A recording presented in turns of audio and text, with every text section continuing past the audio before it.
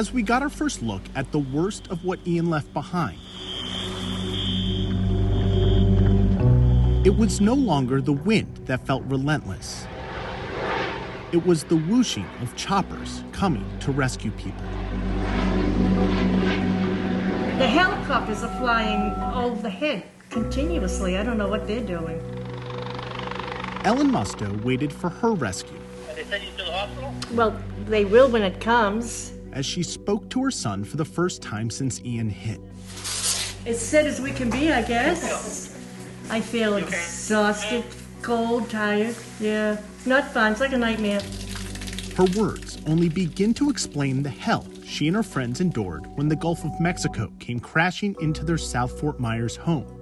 The watermark on the interior walls explains the rest. We saw the walls shaking, and I got up to have a cigarette, and that's when I saw the ocean, and I said, Mom, get up.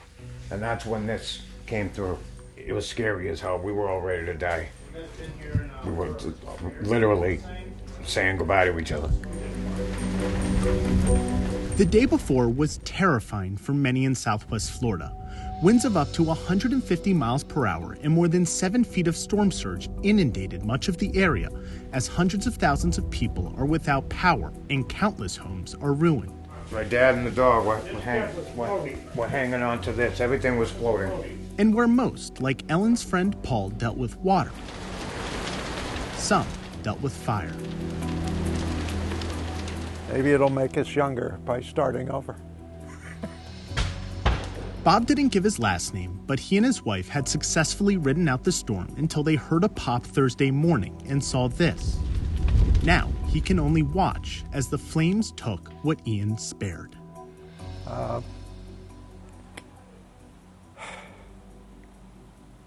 Yeah, my wife and I were married 57 years, and a lot of history went down in that fire. It was a sentiment that spanned the 1.5 miles of floodwaters that separated these two men. I just want to cry thinking about it. It's scary. Very scary. That was one way I never wanted to die, was drowning. And I couldn't do anything to help anybody. The pain that is here is immeasurable, but with each passing hour, the water will continue to recede.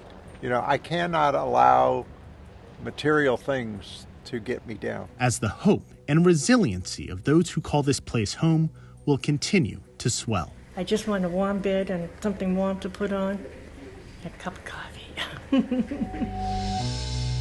In Fort Myers, Florida, I'm Dan Grossman.